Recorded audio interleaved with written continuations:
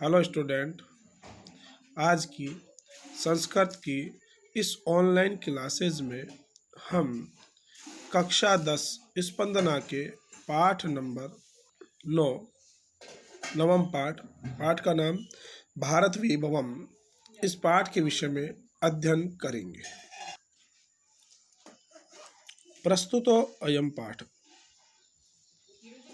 आपके लगभग सारे पाठ समाप्त हो चुके हैं। यह आपका एक पाठ था, वो रह गया था, तो उसे आज हम अध्ययन करते हैं और ये आपके सिलेबस का अंतिम पाठ होगा। पूरे 15 पाठों का आप अध्ययन कर चुके हो, इसलिए इसको ध्यान से पढ़ें।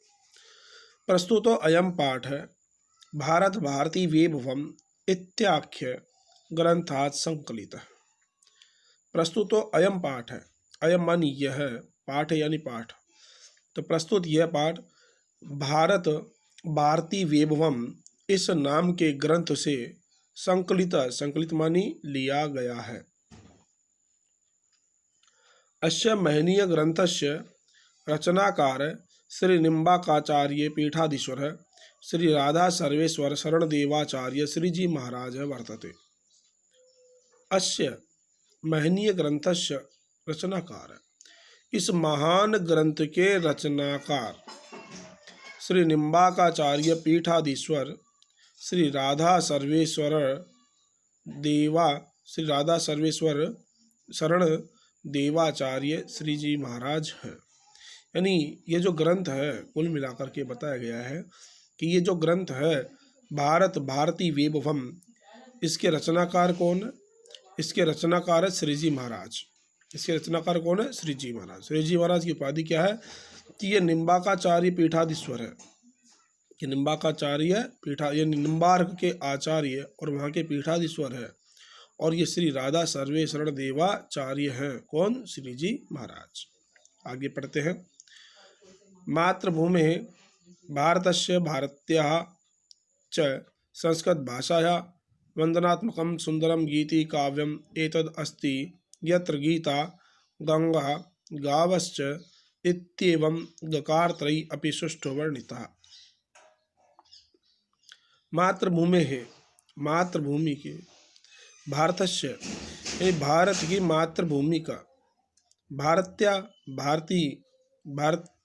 यानी भारती के संस्कृत भाषा या और संस्कृत भाषा का वंदनात्मकम यानी वंदनात्मक सुंदर गीति काव्यम एतद अस्ति, यह एक सुंदर गीति काव्य यानी भारत की भूमि का, भारत की मातृभूमि का, भारती का और संस्कृत भाषा का वंदनात्मक सुंदर यह एक गीति काव्य है। कैसा काव्य? गीति काव्य।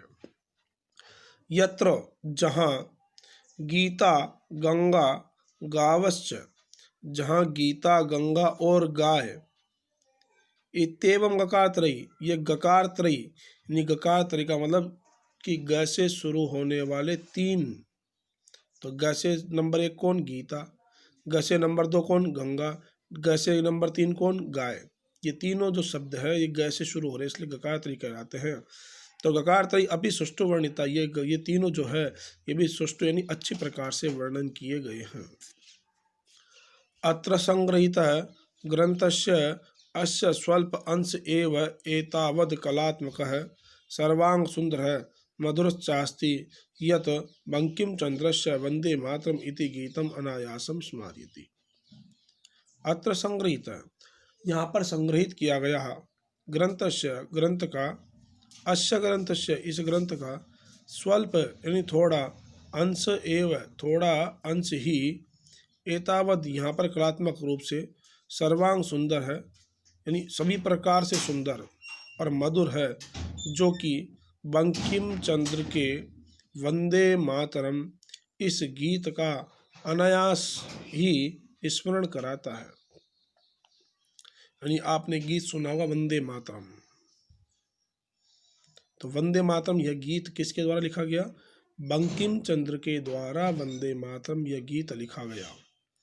और ये जो भारत वैभवम जो ये गीत है, यह गीत वंदे मातरम इस गीत की याद दिलाता है। ठीक है, एक बार और पढ़ लेते हैं। यह पाठ प्रस्तुत यह पाठ भारत भारती वैभव इस नाम के ग्रंथ से लिया गया है। इस महनीय ग्रंथ के रचनाकार यानी लेखक श्री निम्बाकाचार्य पीठाधीश्वर श्री राधा सर्वेश्वर शरण देवाचार्य श्री जी महाराज हैं।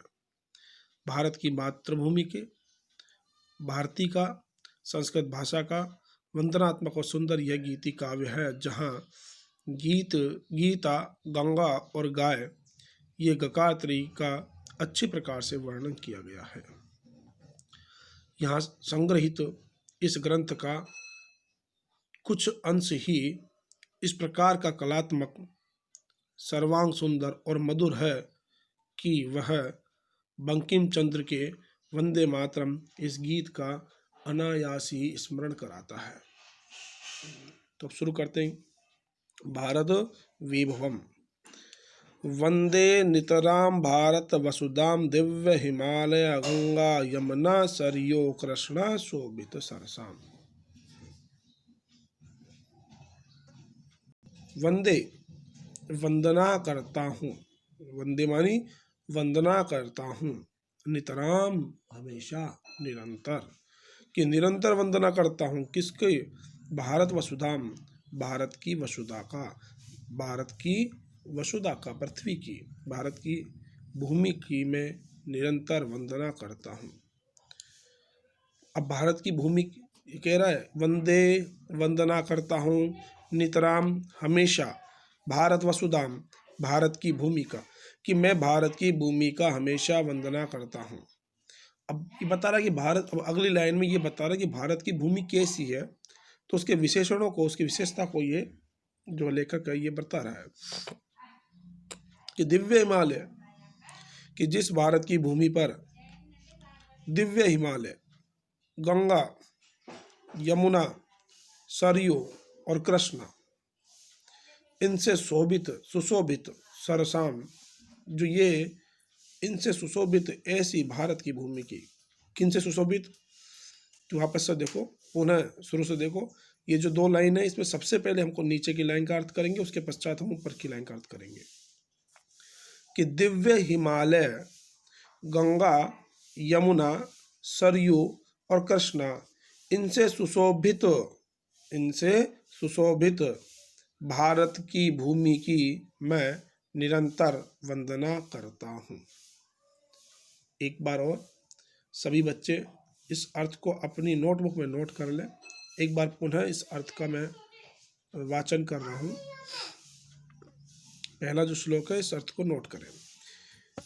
पहले नीचे की लाइन का अर्थ करेंगे, उसके पश्चात ऊपर की लाइन का अर्थ करेंगे।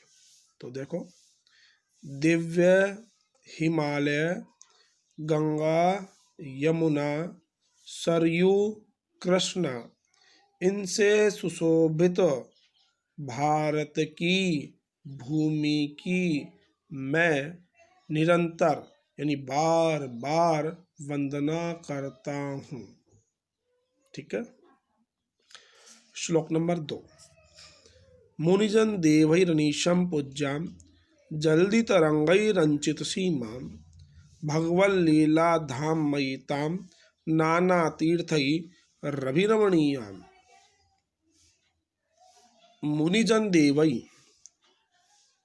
मुनिजन देवैरनीशम, संधि विच्छेद करोगे तो होगा मुनिजन देवही प्लस अनीशम। तो मुनि यानी मुनि, तो मुनिजनों के द्वारा, देवई देवताओं के द्वारा।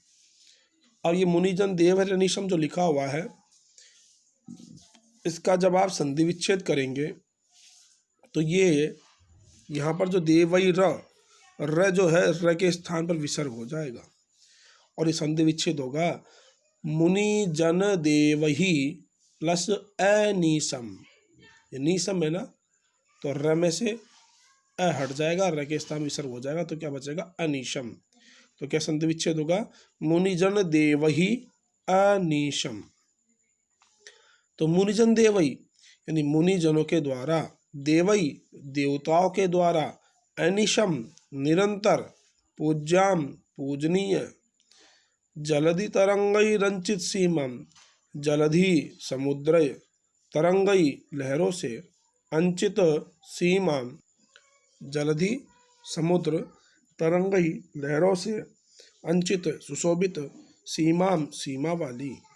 तो क्या अर्थ हुआ कि मुनि जनों के द्वारा, देवई देवताओं के द्वारा, अनिशम निरंतर, पूज्याम पूजनीय, जलधि समुद्र तरंगई लहरों से अंचित सुशोभित सीमाम, सीमा वाली। यहाँ बालकों मैं आपको एक एक शब्द का अर्थ बोल रहा हूँ, एक एक शब्द का अर्थ आप नोट करते हुए चले, बेशक आपको पूरे पाठ का अर्थ समझ में आएगा।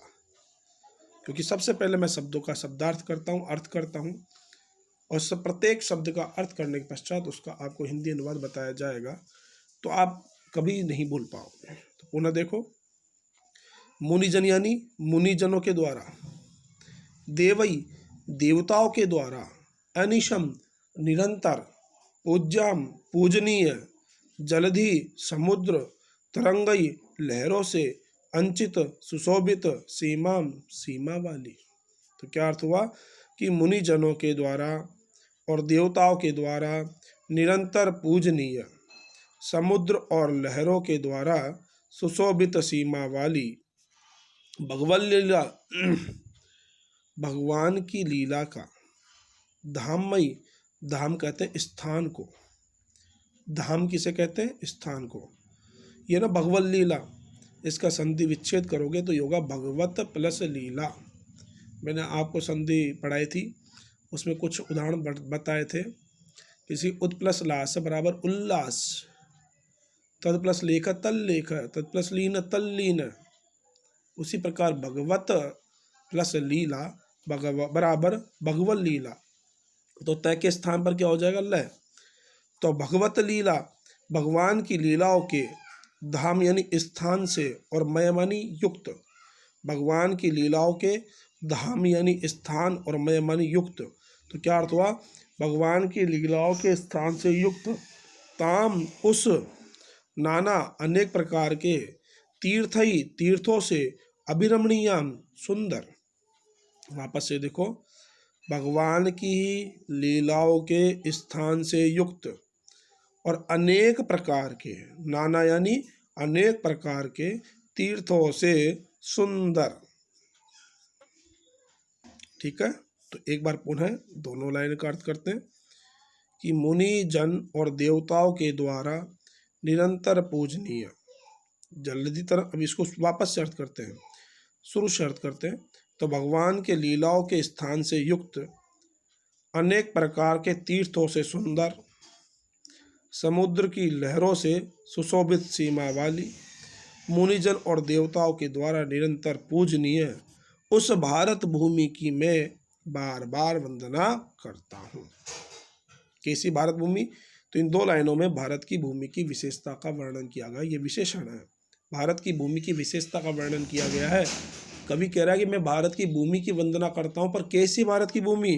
तो उसके बारे में बताया गया कि जो भगवान की लीलाओं के स्थान से युक्त है, जहाँ अनेक प्रकार के तीर्थों से सुशोभित है, जो समुद्र और लहरों से सुशोभित सीमा वाली है, और मुनि जनों के द्वारा निरंतर जो पूजनीय है, ऐसी उस भारत की भूमि की मैं बार बार वंदना करता हूँ।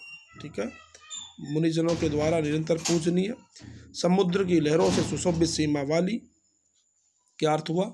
एक बार सभी बालक पुनः ध्यान से नोट करें कि मुनिजनों के द्वारा और देवताओं के द्वारा निरंतर पूजनीय, समुद्र की लहरों से सुशोभित सीमा वाली, भगवान की लीला के स्थान से युक्त, अनेक प्रकार के तीर्थों से सुशोभित उस भारत की भूमि की मैं बार बार वंदना करता हूँ। ठीक है।